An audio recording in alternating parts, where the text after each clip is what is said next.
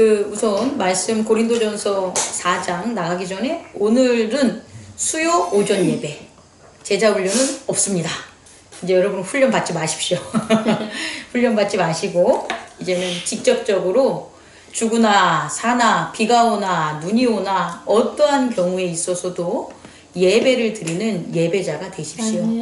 훈련은 예배자가 되라고 있는 거지 뭐 그거 지식 얻으라고 있는 것도 아니고 뭐 세상 부귀영화 바꿔먹으려고 훈련하는 거 아니니까 이제 참 예배자로 정말 참여하고 실천하는 우리 최천님 집사님과 유석균 집사님 되시기를 원합니다.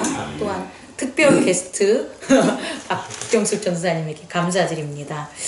오늘 본문 들어가기 전에 앞서서 제가 마음에 대한 조금 이제 우리 그런 영역을 조금 이해를 부족한 부분들이 있어서 마음의 세계에 대해서 잠깐 조금만 더 여러분과 나누고 본문으로 들어가겠습니다.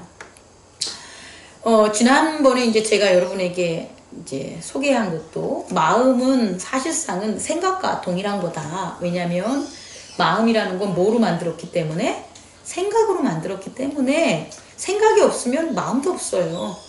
예를 들어서 나 이런 마음 없어. 나 그런 마음 절대 없을라? 이렇게 하는 이유가 생각이 없어서 그래요.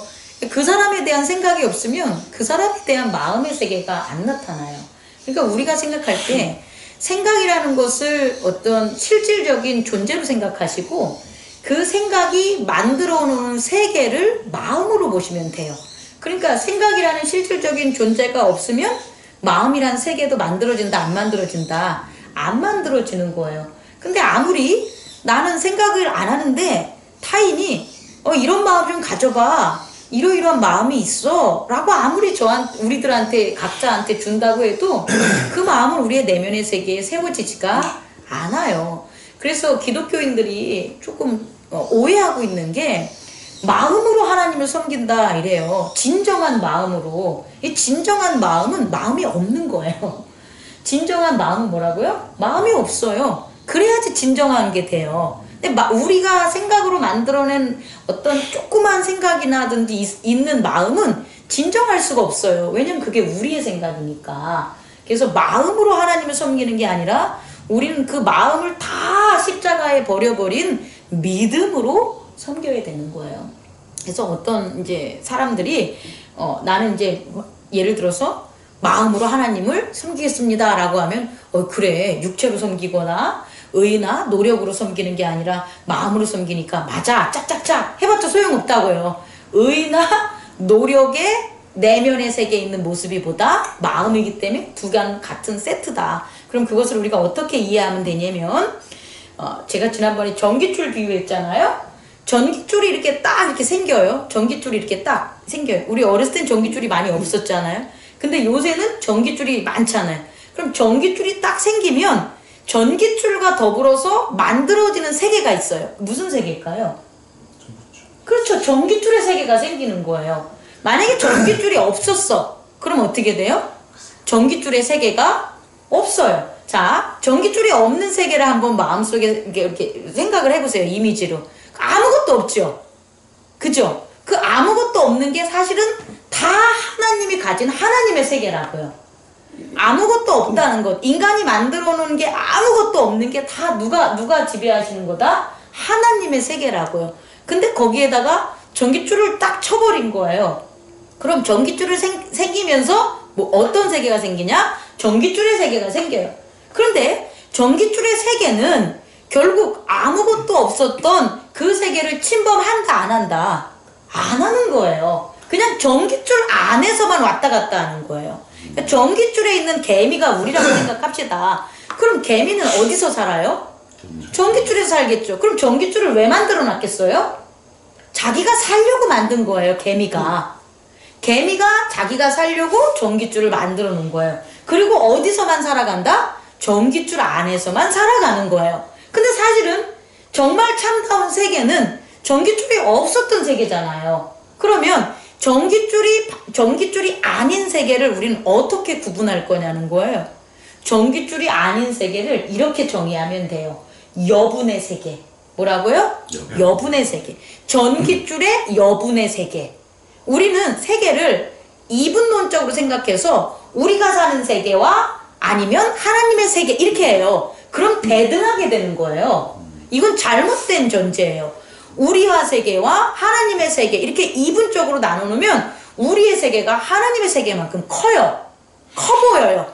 그래서 하나님의 세계로 못 가고 자꾸 우리의 세계에서 있는 것도 안전하다고 생각하며 착각 속에 사는 거예요. 이분론적으로 생각하면 안 되고요.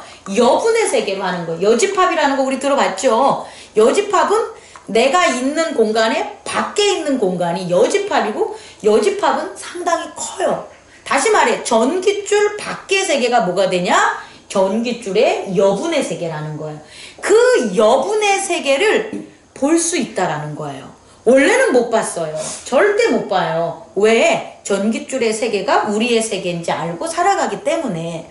그래서 그 세계밖에 못 보는데 누구로 말미암아? 예수 그리스도로 말미암아 여분의 세계가 보인 거예요. 다시 말해 열린 거예요.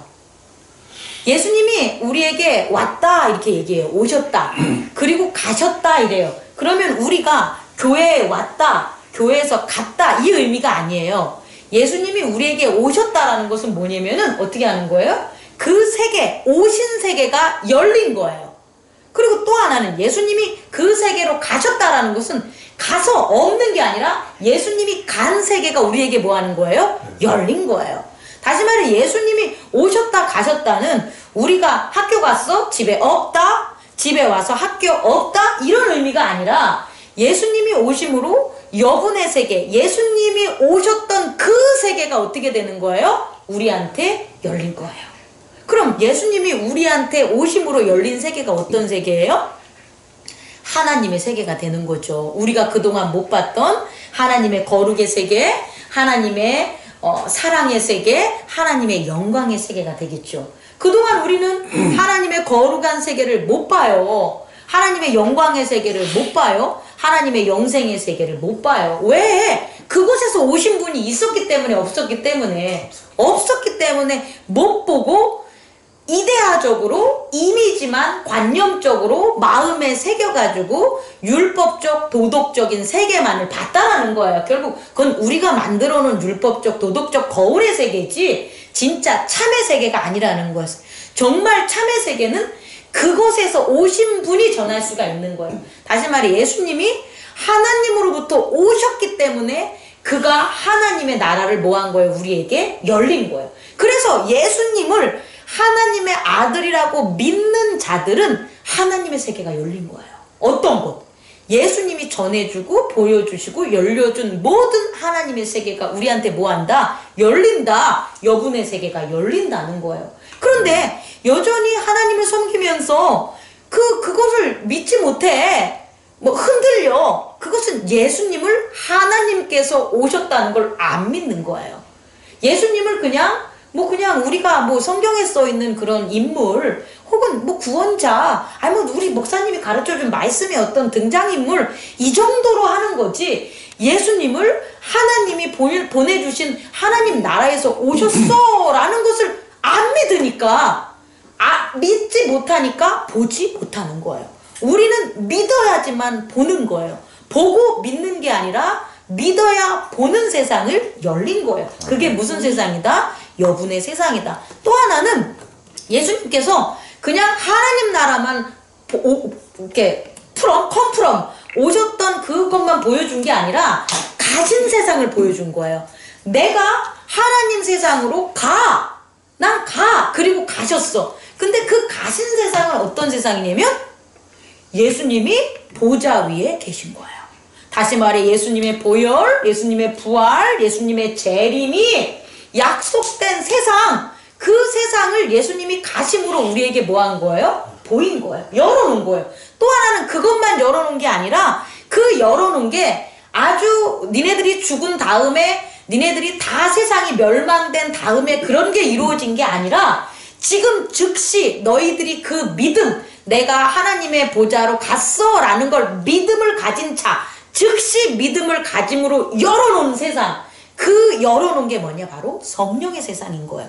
그래서 예수님이 가심으로 성령님을 보낸다는 건 성령께서 진리와 치유와 능력의 세상을 우리에게 뭐한다? 보여준 게 열린다는 거예요. 다시 말해 예수님이 가셨어 오셨다의 의미는 우리로 하여금 무슨 세계가 열린 거예요? 여분의 세계가 열린 거예요.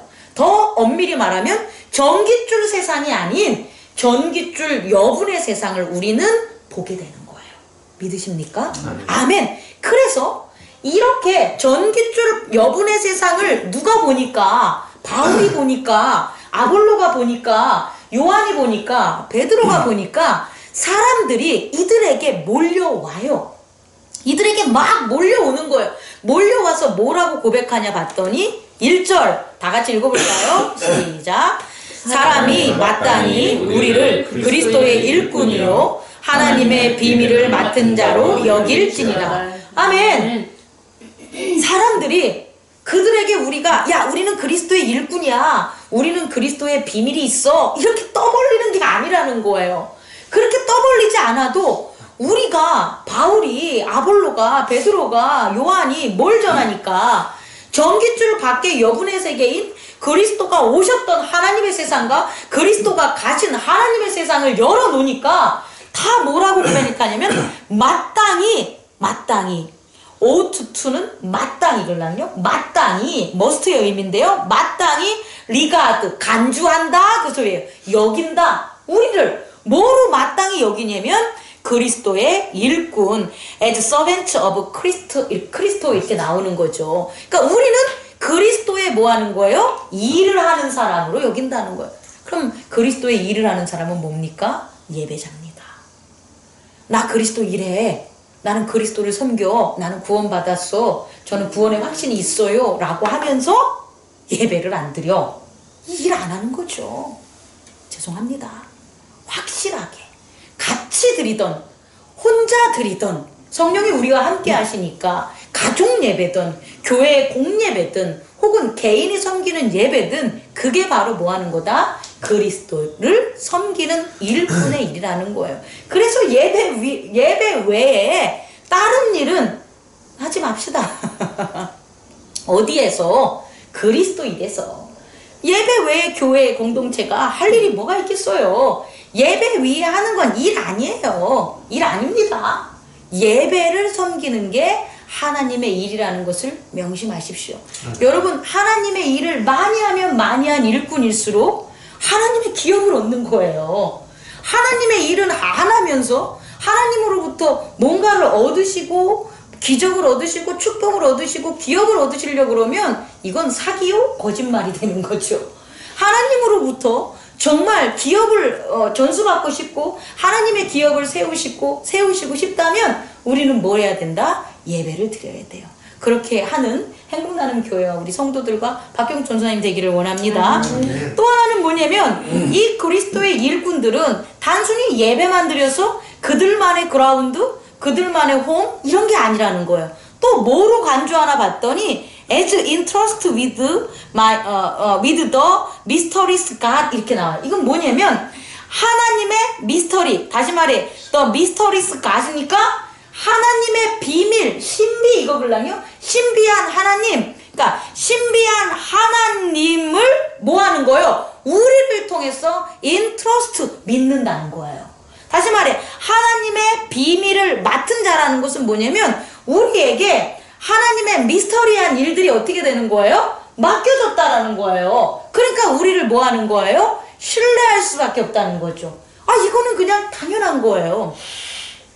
주식을 투자할 때도 주식 투자해서 다 꽝 되는 사람은 따라가지 않잖아요. 그럼 어떤 사람한테 맡겨요, 돈을? 성공하는 사람, 주가를 올리는 사람한테 맡기잖아요. 근데 알고 보니까 그 주가를 올라가서 투자한 사람은 신비한 거야. 이거 신비하다는 용어로 하면 안 되지만 좀 뭐라고 할까? 특출난 거예요. 왜? 다른 애들은 그걸 못 보는데 이 사람은 그걸 보는 거예요. 아, 이 주가 모두가 다 봤을 때 올라갈 것 같으면 모두가 다 바라볼 거 아니에요. 근데 다른 사람은 보지 못한 것을 그 사람은 보는 거예요. 그것도 보는 것도 그냥 오늘 보는 것도 아니고 오래전부터 그게 그렇게 될 줄을 보아오는 거예요. 그러니까 그 사람에게 뭐 하는 거예요? 맡긴다는 거예요. 뭐를? 미래의 앞으로의 일들을. 다시 말해 미스터리한 하나님의 일은 지금 이 순간 일어나는 게 아니라 지금 이 순간을 넘어선 시간에서 발생하는 것들에 대해서 믿는 거예요. 흔히 믿는 앞으로의 일들, 장래의 일들, 생명의 일들, 내가 어떻게 살아야 가야 되는 인생의 일들, 그 일들을 그 바울과 아볼로에게 믿는 거예요. 결국 우리는 예배를 맡은 그리스도의 예배를 통해서 무엇을 전달하냐 봤더니 하나님의 비밀을 전달하는 거예요.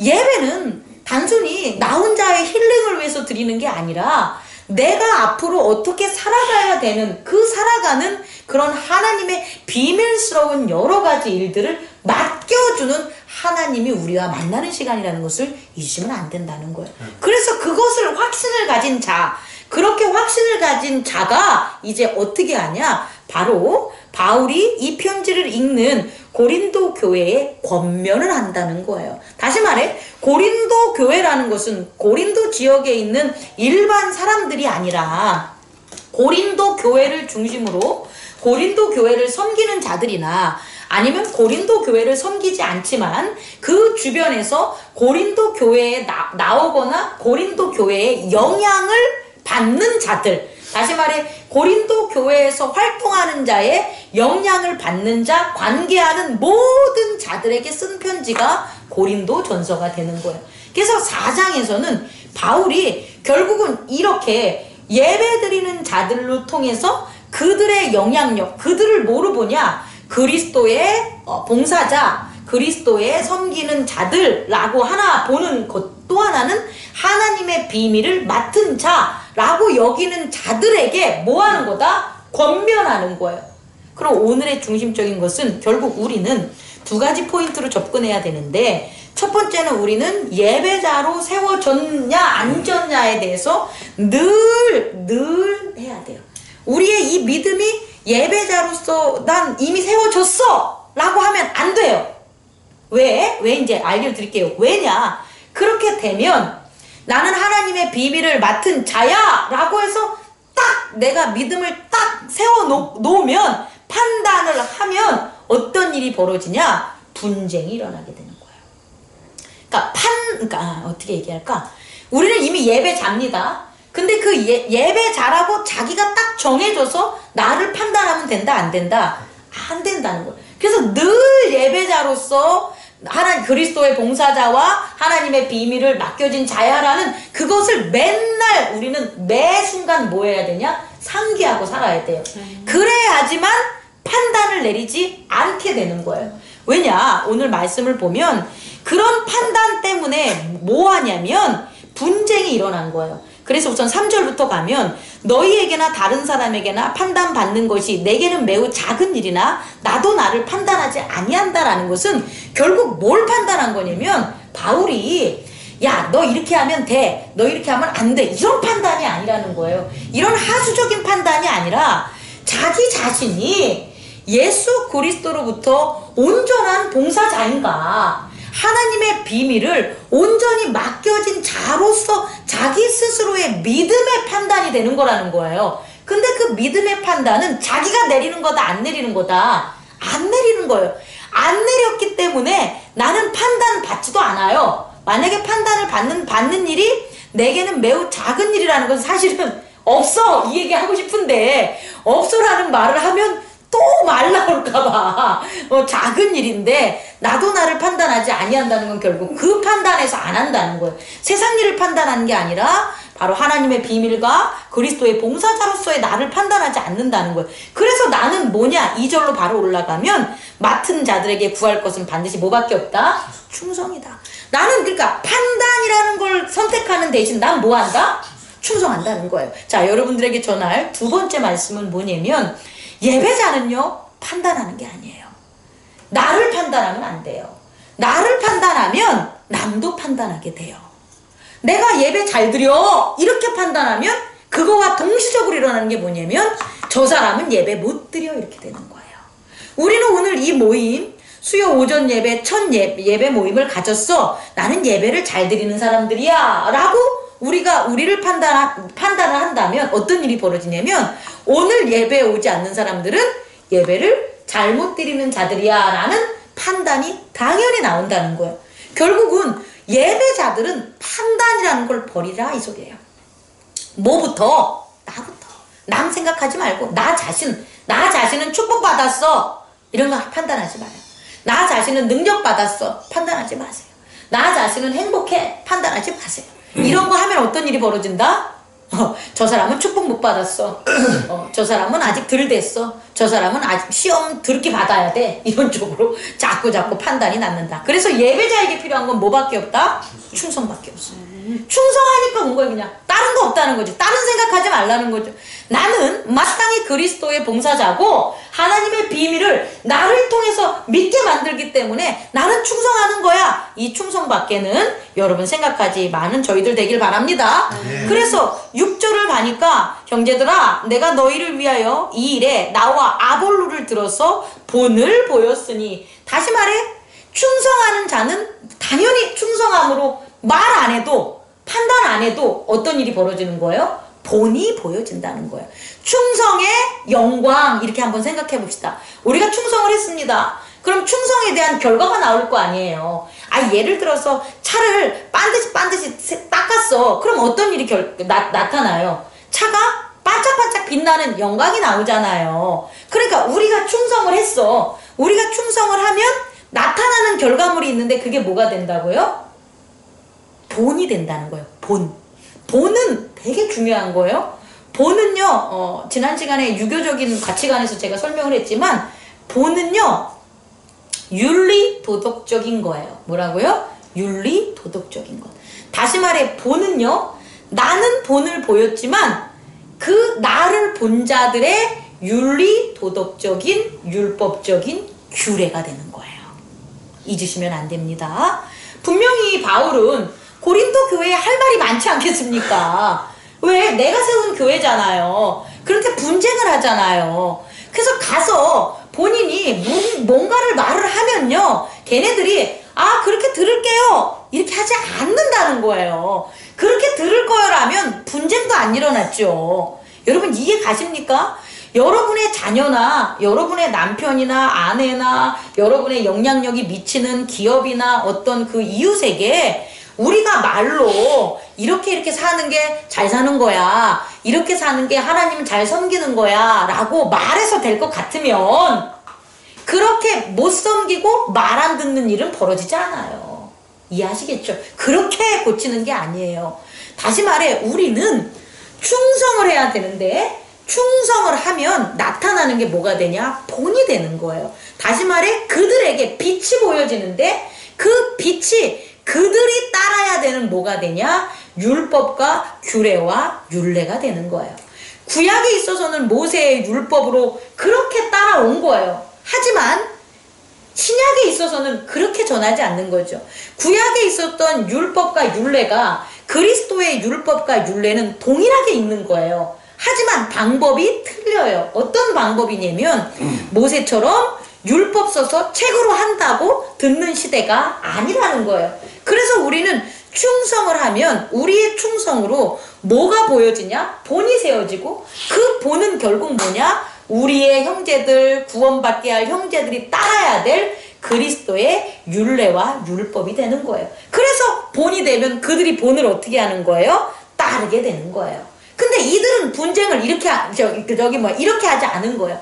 분쟁하는 고린도 교회는 어떻게 하는 거예요? 바울이 잠시 전도여행 떠났을 때 자기들끼리 야 이렇게 섬기는 거야. 아볼로는 나한테 이런 거 가르쳐줬어. 야 이렇게 섬기는 거야. 바울은 나한테 이렇게 보여줬어. 야 게바는 이렇게 보여줬으니까 이렇게 섬기는 거야 라는 뭐를 했다는 거예요? 자기들이 말과 자기들의 글로 뭘 한 거예요? 사람들을 판단하고 그 판단들이 뭐가 되는 거예요? 분쟁이 된 거예요. 그래서요, 판단하면 나타나는 게 뭐냐면 자랑이 되는 거예요. 판단하면 뭐가 나온다고요? 자랑. 오늘 조금 어려운 말이 있는데 7절 봐봐요. 자 봅시다.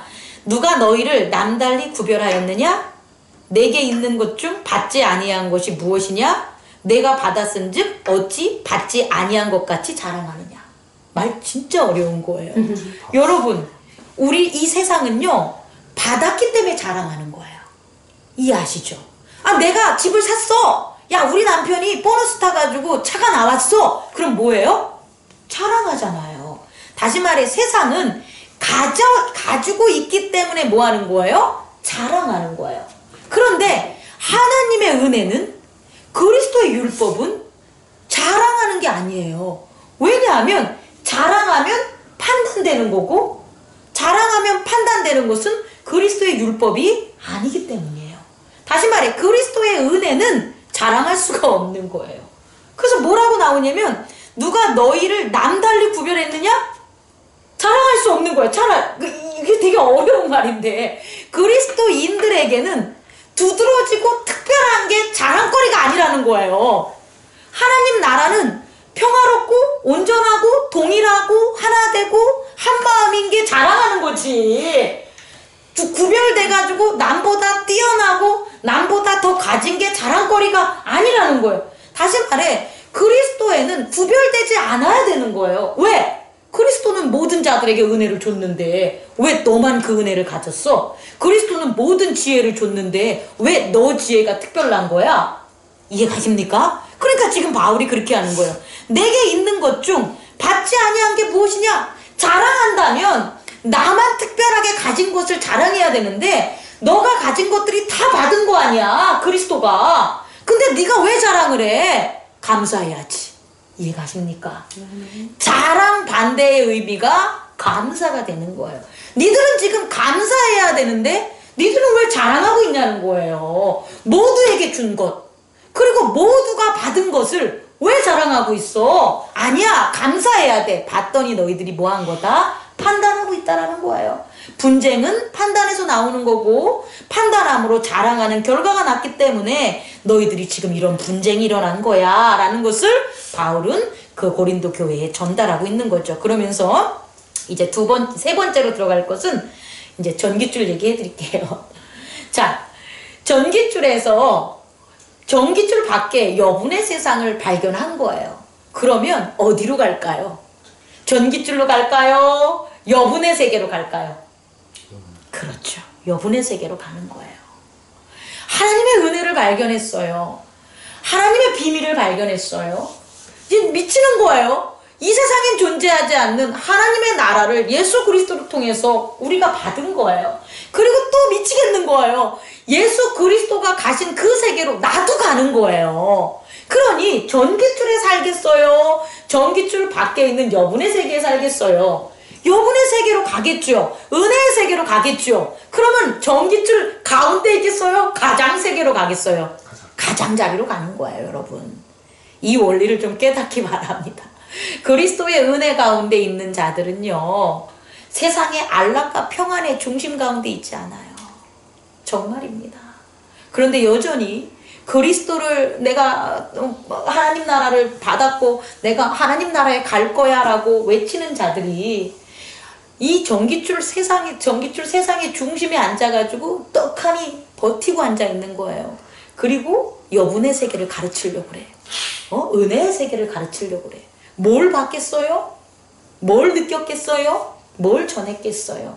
아무것도 못 전해요. 바울이 왜 그렇게 전도여행을 했겠습니까? 아무도 가지 않는 그곳은 내가 가야 될 하나님의 여분의 세계인 거예요. 그래서 그 세계로 가니까 전깃줄의 가장자림이 얼마나 사람들이 봤을 땐 위태롭겠습니까? 고린도 교회가 그래 전깃줄 안에 있는 안정된 교회라고 합시다. 엄청난 사람들이 몰려들어요. 헌금이 있어요. 교회가 막 번창하고 세워져요. 그거 이렇게 보태는 그 연보할 수 있는 돈들, 그런 헌금들을 많이 모아줘요. 그러니 그곳이 뭐가 되는 거예요? 전깃줄 안쪽에 가장 안전한 곳 아니겠습니까? 그곳에 지금 고린도 교회가 세워진 곳은 바울이 어떻게 했기 때문에 전깃줄 가장자리로 계속해서 가서 뭘 연 거예요? 하나님의 나라를 연 거예요. 그럼 어떤 일이 벌어질까요? 전깃줄의 세계는 점점 어떻게 되는 거예요? 하나님의 세계가 열림으로 적어지게 되겠죠. 좁아지게 되겠죠. 하나님의 세계가 이렇게 생각하면 돼요. 막 전깃줄의 세계로 어떻게 되는 거예요? 밀려오는 거예요. 그러면 하나님의 세계는 민물이 되는 거고요. 전깃줄의 세계는 어떻게 되는 거예요? 아니다. 하나님의 세계는 썰물이 되는 거고, 아니, 나가는 건가? 하나님 맨날 까먹어. 밀물이 들어오는 거고, 밀물이 들어오면 해변이 어떻게 되는 거예요? 좁아지는 거겠죠. 밀려오니까 전깃줄의 세계는 점점점 어떻게 되는 거예요? 작아지고 좁아지는 거예요. 그 역할을 하는 사람들이 누구냐? 오십시오. 밀려오십시오. 밀려오십시오. 믿음으로 기도하는 바울과 같은 자들이라는 거예요. 우리는 그런 거 드리는 거예요, 예배가. 우리의 예배는요, 이 세상에 세워진 것 증축하는 게 아니라 하나님의 세계를 주십시오. 밀려오십시오. 제가 가장자리에 서서 그 모든 파도를 제가 맡겠습니다 라고 하면서 그 세계를 받아들이고 여는 게 바로 예배자의 세계가 되는 거예요. 그러니 바울이 이거를 갖다가 은유적으로 이제 얘기를 한 거예요. 비유적으로. 내가 생각한데 하나님의 사도인 우리를 죽이기로 작정한 자같이 끄트머리에 두셨음에 우리는 세상 곧 천사와 사람들에게 구경거리가 되었노라. 그런 구경거리가 되었지만 나 구경거리가 돼서 이거 하기 싫어 이거 아니라는 거예요. 비유적으로 너희들의 세상과 반대하려고 하는 거예요. 우리는 그리스도 때문에 어리석으나 너희는 그리스도 안에서 지혜롭고 우리는 약하나 너희는 강하고 너희는 존귀하나 우리는 비천하여. 이거는 다 역설법인 거예요. 역설적인 것 아니 역설이 아니라 반어적인 거예요. 반대의 뜻을 가진 거예요. 다시 말해 니들이 지금 그렇게 뭐 하는 거예요? 지혜로운 건 지혜가 아니라는 거고요. 우리가 약하다는 건 우리가 약한 게 아니고요. 너희가 강한 건 너희가 강한 게 아니고 너희는 존귀하나 그렇게 분쟁질하고 싸움질하는 건 존귀한 게 아니라는 거예요. 우리는 비천한 것 같지만 비천한 게 아니라는 거예요. 다 반어적인 표현이라는 거예요. 이해하십니까? 왜? 이러한 것들이 지금 그리스도의 종으로서 하나님의 비밀을 아는 자들로서 우리는 뭐 하기 때문에 일하기 때문이다. 그래서 13절에 이제 권하는 거예요. 권면하는데 내가 너희를 이러한 가운데 권하기 때문에 어떻게 권하는 거냐? 내가 너희를 어떻게 권한다고요? 일만 스승이 있어도 아버지는 많지 않으니 내가 아버지로서 예수 안에서 내가 복음으로써 너희를 낳았노라. 다시 말해 내가 예수 안에 있는 복음으로 너희를 전하겠다 그 소리예요. 그냥 내 생각 같아서는 야 교회 때려쳐 고린도 교회 폐쇄 다른 교회 낼게 이렇게 하겠죠 오늘날 사람들 같으면. 근데 그게 아니라 나는 너희들을 뭐로 낳았다? 복음으로 낳았으니까 복음으로 키울 거고 복음으로 권면할 거고 복음으로 이끌 거다라는 게 바울의 바로 권면이라는 거예요. 그래서 바울이 직접 이와 같이 몸을 보인 거고 그 보인 거를 누구를 보낸다? 디모데를 보낼게. 디모데 지금 나와 같이 함께한 나와 분신 같은 디모데를 보냈다니까 디모데에게 어렵거나 난해하거나 갈등이 있거나 이런 모든 문제들을 뭐해라? 가르침을 받아라 라고서 지금 얘기하는 거예요. 그럼 이제 어떻게 되냐? 오직 하나님의 그런 능력은 말에 있지 않고 20절 뭐에 있다고요? 능력에 있다.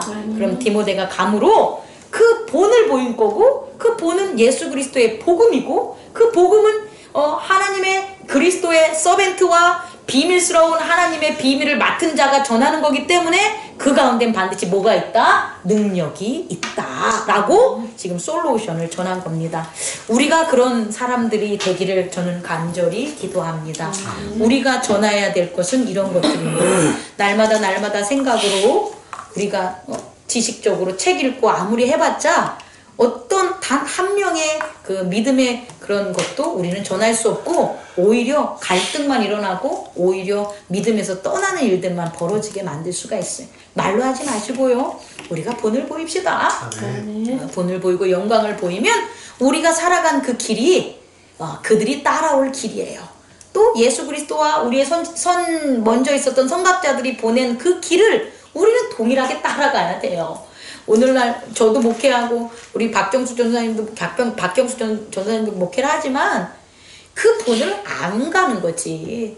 그 본을 안 가는데 누가 우리 본을 따라오겠어요? 안 따라옵니다. 우리는 우리의 믿음의 선조들 또 우리의 그 초대교회 우리 바울과 같은 사도들, 또 예수 그리스도, 이분들의 본을 우리가 따라가는 거예요. 그대로 사는 거예요. 우리가 그대로 살면 우리의 언약과 우리의 하나님의 언약과 우리의 믿음은 영변 변하지 않아요. 그리고 그걸 보고 또 우리의 성도들이, 우리의 가족들이, 또 우리의 이웃들이 또 전혀 알지 못했지만 그들이 우리의 길을 따라오는 거예요.